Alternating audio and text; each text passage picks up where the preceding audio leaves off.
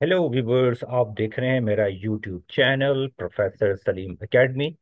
Chapter 1 के आज हम लेक्चर 3 पे डिस्कस करेंगे और आपके सामने दो बहुत ही इम्पोर्टेंट टॉपिक्स को डिस्कस करेंगे। पहला टॉपिक जो होगा हमारे पास वो होगा स्कोप ऑफ इकोनॉमिक्स के हवाले से, और दूसरा टॉपिक होगा प्रैक्टिकल इंपॉर्टेंस क्या है स्टडी ऑफ इकोनॉमिक्स की।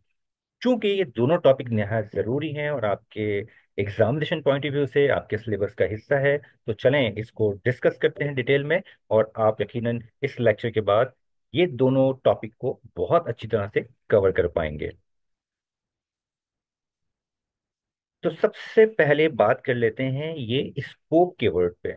वैसे तो हम इकोनॉमिक्स की डेफिनेशन को पिछले अपने लेक्चर में आप समझ चुके हैं मेरे लेक्चर में लास्ट, लेकिन अब हम बात करेंगे इसकी स्कोप के हवाले से। स्टूडेंट, जब भी आपके जहन में ये वर्ड या जब भी आपकी स्टडी में आपके लेक्चर में या आपके सामने ये वर्ड आता है स्कोप का, तो आप यकीनन कंफ्यूज होते होंगे कि क्या मुराद है।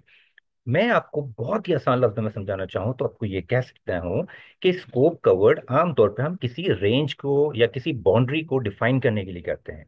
तो स्कोप ऑफ इकोनॉमिक्स से मुराद कि इकोनॉमिक सब्जेक्ट की बाउंड्रीज कहाँ तक हैं, इसकी रेंज कहाँ तक है। क्या ये हमारे रूटीन लाइफ का हिस्सा है, क्या ये गवर्नमेंट की रूटीन लाइफ का हिस्सा है, क्या ये बिजनेस इंडस्ट्रीज के लिए रूटीन लाइफ का हिस्सा है। बिल्कुल ऐसा ही है। आज हम इस स्कोप ऑफ इकोनॉमिक्स के अंदर इसकी बाउंड्रीज जानेंगे और देखेंगे कि इकोनॉमिक सब्जेक्ट का स्कोप किन किन शोबों के अंदर हमारे पास मौजूद है। स्कोप ऑफ इकोनॉमिक्स के अंदर हम माइक्रो इकोनॉमिक्स से रिलेटेड बात करेंगे, macro economics, economic system, developed economics, international economics और पब्लिक इकोनॉमिक्स। तो ये इकोनॉमिक्स का स्कोप हर शोबे में है। ये तमाम के तमाम जो कंटेंट आपने अभी देखे, ये सारी के सारे कंटेंट इस बात की तरफ निशानदही कर रहे हैं कि ये इकोनॉमिक्स सब्जेक्ट हमारी ना सिर्फ इंडिविजुअल जो हाउस होल्ड्स हैं उनके लिए, बल्कि बिजनेस इंडस्ट्री के लिए भी और गवर्नमेंट की पॉलिसी मेकिंग के लिए भी बहुत जरूरी है। तो इसका मतलब आप अब समझ में आया होगा आपको कि इकोनॉमिक सब्जेक्ट का स्कोप बहुत वाइडर है। चलें चलते हैं डिटेल में इसको पढ़ते हैं और समझने की कोशिश करते हैं। Micro economics, individual choices. जैसा कि आपने अभी समझा कि जो स्कोप है इकोनॉमिक्स का वो ना सिर्फ इंडिविजुअल के लिए है, हाउस होल्ड के लिए है, बल्कि हर शोबे के लिए है। तो सबसे पहले हम जो डिस्कस कर रहे हैं वो कर रहे हैं इंडिविजुअल यानी हाउस होल्ड की बात करते हैं। किसी भी घर के लिए, किसी भी फैमिली के लिए ये बात जरूरी है कि वो अपने तमाम अखराजात का हिसाब किताब रखे, ताकि वो अपनी इनकम को अपने अखराजात के लिहाज से एक अच्छे स्मूथ तरीके से खर्च कर सके, स्पेंडिंग कर सके। और यही चीज कहलाती है बजटिंग। कोई भी कंज्यूमर, कोई भी हाउस होल्ड, कोई भी इंडिविजुअल जब उसके पास उसकी इनकम होती है तो वो सेंसिबल तरीके से अपने तमाम इनकम को एक प्रॉपर मैनर के साथ अपने तमाम स्पेंडिंग में यूज करता है। और उसको पता होता है कि पहले कौन सी जरूरत है उसकी जिस पे वो स्पेंडिंग करे। तो इसका मतलब ये हुआ कि इकोनॉमिक सब्जेक्ट माइक्रो इकोनॉमिक्स की अम्ब्रेला के अंदर एक हाउस होल्ड को भी सपोर्ट करती है या उसको गाइडलाइन देती है। दूसरे लेवल पे आते हैं बिजनेस की। Micro economic subject individual businesses को भी सपोर्ट करता है, फर्म्स को बताता है कि वो क्या डिसीजन ले, प्रोडक्शन कौन सी प्रोड्यूस करे। क्योंकि ये गाइडलाइन जब इकोनॉमिक्स देती है बिजनेस कम्युनिटी को कि आपने क्या प्रोड्यूस करना है और कब प्रोड्यूस करना है और किसके लिए प्रोड्यूस करना है। क्योंकि जो भी प्रोडक्शन प्रोसेस होती है उसमें बिजनेस कम्युनिटी की एक अच्छी खासी इन्वेस्टमेंट लगी होती है, और कोई भी एंटरप्रेन्योर नहीं चाहेगा कि उसकी इन्वेस्टमेंट जो है वो ज़ाया हो जाए। तो इकोनॉमिक सब्जेक्ट बिजनेस कम्युनिटी को, इंडस्ट्री को ये गाइडलाइन देती है कि आपने कंज्यूमर की डिमांड के लिहाज से कौन सी चीज़ प्रोड्यूस करनी है और कब प्रोड्यूस करनी है, स्पेसिफिकली उनकी प्राइस क्या होगी। आगे बढ़ते हैं और देखते हैं मार्केट के हवाले से सप्लाई और डिमांड। डेफिनेटली आप जानते हैं कि मार्केट में कंज्यूमर की डिमांड होती है और जो बिजनेस पर्सन्स हैं, जो इंडस्ट्री है, वो अपनी प्रोडक्ट की सप्लाई करती है। तो ये डिमांड और सप्लाई का जो इंटरेक्शन है स्पेसिफिक इंडस्ट्री के हवाले से या जनरल इंडस्ट्री के हवाले से, ये भी इकोनॉमिक्स के स्कोप में आता है और ये माइक्रो इकोनॉमिक सब्जेक्ट में हम मजीद डिटेल में डिस्कस करेंगे। स्कोप ऑफ इकोनॉमिक्स में जो दूसरी हेडिंग हमारे सामने है, जो दूसरा कंटेंट हमारे सामने आया वो है मैक्रो इकोनॉमिक्स। जैसा कि आप जानते हैं और अभी आपने जाना कि इकोनॉमिक सब्जेक्ट का स्कोप ना सिर्फ इंडिविजुअल हाउस होल्ड के लिए है, बल्कि इसके साथ साथ बिजनेस कम्युनिटी के लिए भी है। और यहाँ पे आप देख रहे हैं कि as a macro economic, as the aggregate economics, as a big picture ये गवर्नमेंट को भी सपोर्ट करती है, गवर्नमेंट की पॉलिसी मेकिंग, गवर्नमेंट की डिसीजन मेकिंग, गवर्नमेंट क्या काम करे पहले आवाम के लिए, गवर्नमेंट क्या काम बाद में करे आवाम के लिए। ये सारा का सारा जो गाइडेंस है वो इकोनॉमिक सब्जेक्ट गवर्नमेंट की पॉलिसी मेकिंग में भी शामिल होती है। मिसाल के तौर पे जैसे कि आपके सामने लिखा हुआ है national income. Government national income को कैलकुलेट करती है, इसको मेजर करती है।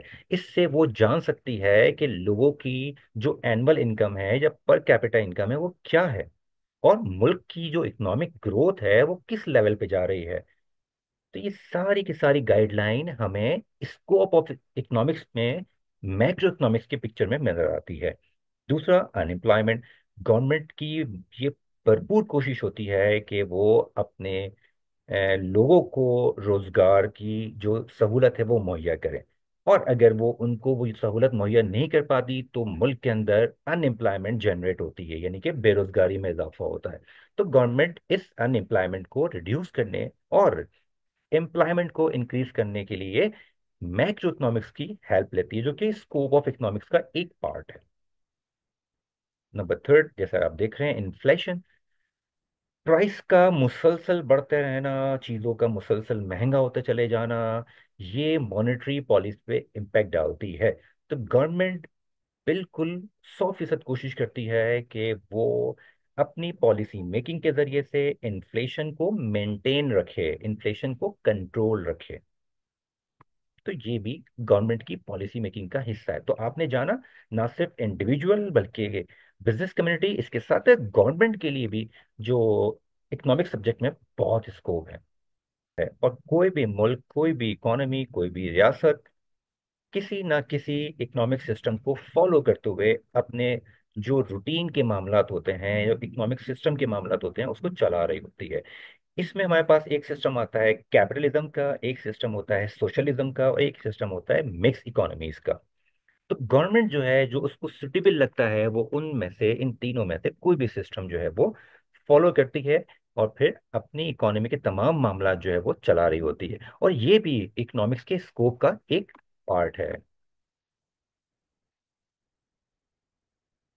डेवलपमेंट इकोनॉमिक्स, ये काम भी गवर्नमेंट का होता है। आप देखते हैं अपने रूटीन के मामलात के अंदर कि रोड का कंस्ट्रक्ट होना, डैम का बन जाना, बसेस का, नई बसेस का जो है वो आपकी रोड सड़कों पे लेके आ जाना, इलेक्ट्रिसिटी के प्रोजेक्ट लगाना, इस तरह से, और आवाम को सहूलत देने के लिए उनकी एजुकेशन प्रोजेक्ट लगाना, उनको सेहत की बेहतर सहूलियात देने के लिए सेहत के प्रोजेक्ट लगाना, ये सारी की सारी जो एक्टिविटीज है जो कि गवर्नमेंट करती है, ये डेवलपमेंट इकोनॉमिक्स की कैटेगरी में आती है। और डेवलपमेंट इकोनॉमिक्स कैटेगरी इकोनॉमिक्स के स्कोप के अंदर आती है। अब इस डेवलपमेंट इकोनॉमिक्स को पढ़ने का या इस पे अमल करने का क्या फायदा होता है? ये फायदा होता है कि गवर्नमेंट जान लेती है कि उसकी रियासत के अंदर कितने लोग गरीब हैं या जो दो वक्त का खाना भी नहीं खा सकते। तो गवर्नमेंट जो है डेवलपमेंट प्रोजेक्ट स्टार्ट करके पॉवर्टी को रिड्यूस करने, यानी गुर्बत को कम करने के लिए कोशिश करती है। जाहिर सी बात है, जैसे कि आपने समझा, जब गवर्नमेंट डैम बनाएगी, नई बसेस लेके आएगी, रोड कंस्ट्रक्ट करेगी, हॉस्पिटल और स्कूल और कॉलेज और यूनिवर्सिटीज बिल्ड करेगी, तो वहां पे लेबर और एम्प्लॉयज की जरूरत होगी। तो जब लेबर या एम्प्लॉयज वहां पे काम करेंगे, उनको नौकरी मिलेगी, उनको रोजगार मिलेगा, उनकी इनकम आएगी, तो फिर गुर्बत में कमी का ये सबब बनेगी। सेकंड लिखा हुआ है इंफ्रास्ट्रक्चर डेवलपमेंट, जैसे कि हमने बात की, रोड नेटवर्क, इलेक्ट्रिसिटी नेटवर्क, अस्पताल, सेहत सहूलतें, ये सारी चीजें इंफ्रास्ट्रक्चर डेवलपमेंट में आती है। ये डेवलपमेंट करने के बाद इकोनॉमी को एक बूस्ट मिलता है, इकोनॉमिक ग्रोथ में इजाफा होता है। तीसरा है ह्यूमन कैपिटल, कि वो लोग जो कि मुल्क के लिए, इकोनॉमी के लिए बहुत जरूरी हैं, गवर्नमेंट हो प्राइवेट सेक्टर हो, उस पे इन्वेस्ट करे, तो वो ह्यूमन कैपिटल कहलाता है। हम आगे बढ़ते हैं। आगे है इंटरनेशनल इकोनॉमिक्स। इंटरनेशनल इकोनॉमिक्स भी स्कोप ऑफ इकोनॉमिक्स का एक पार्ट है। और इंटरनेशनल इकोनॉमिक्स में, जैसे कि आपने वर्ड ये कई बार सुना होगा, इंटरनेशनल यानी कि फॉरेन इकोनॉमिक्स की बात हो रही है। जब आपका मुल्क दूसरे ममालिक के साथ कारोबारी रिलेशनशिप रखता है, इंपोर्ट और एक्सपोर्ट की सूरत में, तो ये एक ट्रेड का फ्लो बन जाता है। और जब भी आप ट्रेड का फ्लो बनता है या पैटर्न बनता है जिसमें आप इंपोर्ट भी करते हैं, एक्सपोर्ट भी करते हैं दूसरे ममालिक के साथ, तो ये इंटरनेशनल इकोनॉमिक्स का अपना जो रोल होता है वो आपके सामने आ जाता है। और जब भी इंटरनेशनल इकोनॉमिक्स की बात की जाएगी, इंपोर्ट एक्सपोर्ट की बात की जाएगी, तो डेफिनेटली एक्सचेंज रेट की बात की जाएगी, क्योंकि आप जो भी ट्रेडिंग करते हैं, इंपोर्ट या एक्सपोर्ट, उसमें जो भी करेंसी यूज की जाती है वो इंटरनेशनल करेंसी यूज की जाती है। और इंटरनेशनल करेंसी को आप अपनी करेंसी के साथ तबादला करते हैं, यानी कि एक्सचेंज करते हैं, और जो रेट होता है उस रेट के लिहाज से आगे उसकी पेमेंट होती है। इसी तरह से इकोनॉमिक इंटीग्रेशन की बात कर रहे हैं। आपस में एक मुल्क का दूसरे ममालिक के साथ और दूसरे ममालिक का आपके मुल्क के साथ एक एग्रीमेंट हो जाता है, चंद ममालिक का एक ग्रुप बन जाता है, एक यूनियन बन जाती है, एक इकोनॉमिक इंटीग्रेशन बन जाती है। तो ये सब इंटरनेशनल इकोनॉमिक्स का पार्ट है। आगे है पब्लिक इकोनॉमिक्स। पब्लिक इकोनॉमिक्स क्या होती है? ये प्योरली गवर्नमेंट का एक बहुत मेजर सब्जेक्ट है। जैसे कि आपने अक्सर ये वर्ड सुना होगा, टैक्स के हवाले से, टैक्सेशन के हवाले से। टैक्स की मुख्तलिफ टाइप्स होती हैं, जैसे डायरेक्ट टैक्स है, इनडायरेक्ट टैक्स है, फिर उसमें डिटेल हम जाएं तो इनकम टैक्स भी होता है, सेल्स टैक्स भी होता है, कॉर्पोरेट टैक्स भी होता है। तो ये सारी की सारी पब्लिक इकोनॉमिक की जो एक्टिविटीज हैं, जिसमें गवर्नमेंट का रेवेन्यू, गवर्नमेंट की बजट, गवर्नमेंट की fiscal policy, debt management, education, health, infrastructure, ये सारी की सारी चीजें गवर्नमेंट के लेवल पे स्टडी की जाती हैं और उसको पॉलिसीज को बनाया जाता है। और ये पब्लिक इकोनॉमिक्स भी स्कोप ऑफ इकोनॉमिक्स के पार्ट में शामिल है।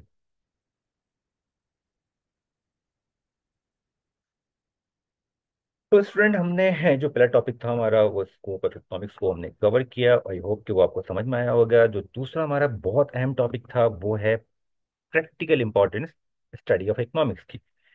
चूंकि अब आप इकोनॉमिक्स सब्जेक्ट का स्कोप जान चुके हैं, आपको अब ये बात समझ में आई है कि इकोनॉमिक्स सब्जेक्ट का स्कोप हमारी ना सिर्फ रूटीन लाइफ के अंदर है, बिजनेस के अंदर है, बल्कि गवर्नमेंट पॉलिसी के अंदर भी है। तो इकोनॉमिक सब्जेक्ट प्रैक्टिकली हमारी स्टडी का एक मेन कंटेंट है। तो प्रैक्टिकली तो इसकी बड़ी इंपॉर्टेंस है, ये बात हमने स्कोप में जान ली। और मजीद कुछ इसके पॉइंट्स है जो प्रैक्टिकली इंपॉर्टेंस को मजीद हाईलाइट करते हैं, वो हम बारी बारी आगे स्लाइड्स में पढ़ लेते हैं। पहला पॉइंट है रिसोर्स एलोकेशन। इकोनॉमिक सब्जेक्ट आपको हेल्प करती है कि आप कोई गाइडेंस देती है कि आपके पास चूंकि रिसोर्सेज स्केयर हैं, लिमिटेड हैं, तो आप अपने रिसोर्सेज की मदद से, जो कि लिमिटेड हैं, अपनी कैसे ज़्यादा से ज़्यादा अपनी ज़रूरत और अपनी ख्वाहिशात पूरी कर सकें, इस बात की गाइडलाइन भी इकोनॉमिक सब्जेक्ट देती है। आगे चलते हैं, डिसीजन मेकिंग की बात कर लेते हैं। Economic subject individual, business community और गवर्नमेंट को राइट डिसीजन लेने की तरफ गाइड करती है। किस तरह से? जैसे कि आप देख रहे हैं, it provides tools for individuals and business to make the informed decision regarding spending, saving and investment, के कहाँ आप खर्च करें, कब खर्च करें, कितना आपको सेव करना चाहिए, और उस सेविंग को आप कहाँ पे एज अ आपके लिए फ्रूटफुल इन्वेस्टिंग या फ्रूटफुल इन्वेस्टमेंट हो, जहाँ पे आप इसको इन्वेस्ट कर सकें अपनी सेविंग्स को। तो economic subject practically decision making में आपके काम आती है या आपको गाइडेंस देती है। अगला पॉइंट है गवर्नमेंट पॉलिसीज। जैसे कि हमने पिछली स्लाइड्स में पढ़ा, मजीद इसके अंदर हम इसको हाईलाइट कर देते हैं।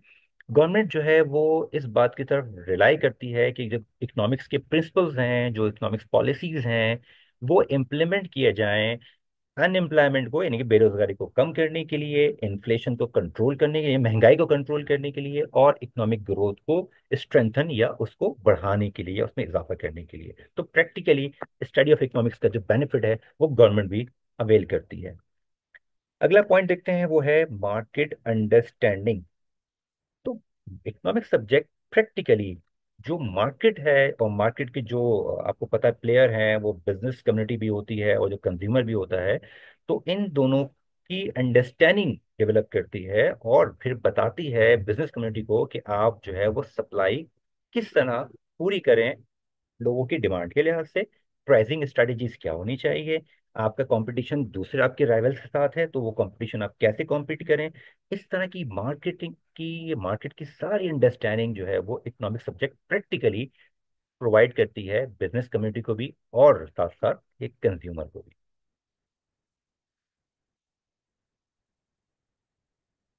आगे एक और पॉइंट है सोशल वेलफेयर का। इकोनॉमिक सब्जेक्ट की प्रैक्टिकल इंपॉर्टेंस की इस बात का अंदाजा लगा सकते हैं कि जो भी इकोनॉमिक एक्टिविटीज होती हैं उसमें सोसाइटी की वेलफेयर के लिए और सोसाइटी की लिविंग स्टैंडर्ड को बढ़ाने के लिए होती है। जो भी इंडिविजुअल एक्टिविटीज हों, वो बिजनेस कम्युनिटी की एक्टिविटीज हों या गवर्नमेंट की पॉलिसीज के हवाले से हों, इन सब का मकसद ये होता है कि इकोनॉमी के अंदर एक्टिविटीज जनरेट हों, जो भी फाइनेंशियल एक्टिविटीज है वो हों, लोग अपने पैसे को इस्तेमाल करें खरीदारी के अंदर या किसी प्रोडक्ट को बनाने के अंदर। गवर्नमेंट इसके इससे टैक्स जनरेट करती है, उसकी रेवेन्यू में इजाफा होता है, और इस तरह से सारे जो इकोनॉमी के सेक्टर हैं वो एक्टिव हो जाते हैं, जिससे कंज्यूमर का, शहरियों का, लोगों का जो लिविंग स्टैंडर्ड है वो इम्प्रूव होता है। अगला पॉइंट है ग्लोबल पर्सपेक्टिव।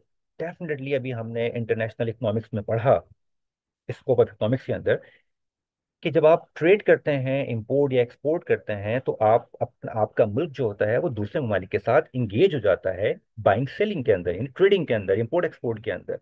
तो इस तरह से आपकी कंट्री का जो रोल है वो ग्लोबलाइजेशन के अंदर अपना पार्ट प्ले करता है, और इसमें ट्रेड रिलेशन शामिल होते हैं आपके दूसरे ममालिक के साथ।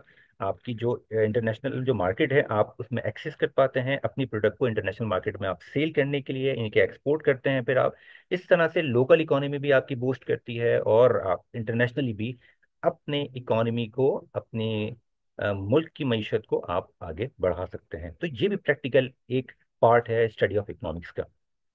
और एक और पार्ट लिखा है फाइनेंशियल लिटरेसी। डेफिनेटली जब आप इकोनॉमिक्स सब्जेक्ट को पढ़ते हैं तो प्रैक्टिकली, वो इंडिविजुअल हो, वो बिजनेस पर्सन हो, वो गवर्नमेंट हो, उसके अंदर फाइनेंशियल लिटरेसी डेवलप हो जाती है। वो जानने लग जाता है कि इकोनॉमिक सब्जेक्ट उसके लिए क्या गाइडेंस दे रही है, कौन सा डिसीजन उसको लेना है, स्पेंडिंग कब करनी है और कहाँ करनी है और कितनी करनी है। तो फाइनेंशियल लिटरेसी भी practical importance of study of economics का पार्ट हुआ। तो व्यूवर्स, आपने आज ये दोनों पॉइंट जाने, बहुत डिटेल डिस्कशन हमने की। मजीद कोई आपका सवाल हो इस टॉपिक से रिलेटेड तो ज़रूर आप मुझसे पूछें, मैं फर्दर आपको और बहुत आसान तरीके से इसके बारे में मजीद बता सकता हूँ। तो हमसे जुड़ने के लिए हमारे ये सोशल मीडिया जो हमारा प्लेटफॉर्म है, यूट्यूब, फेसबुक और व्हाट्सएप चैनल, इससे हमारे कनेक्ट हो जाए हमसे। Thank you for watching my video. Like करें मेरी वीडियो को, अपने दोस्तों के साथ शेयर करें और मेरे चैनल को सब्सक्राइब करें।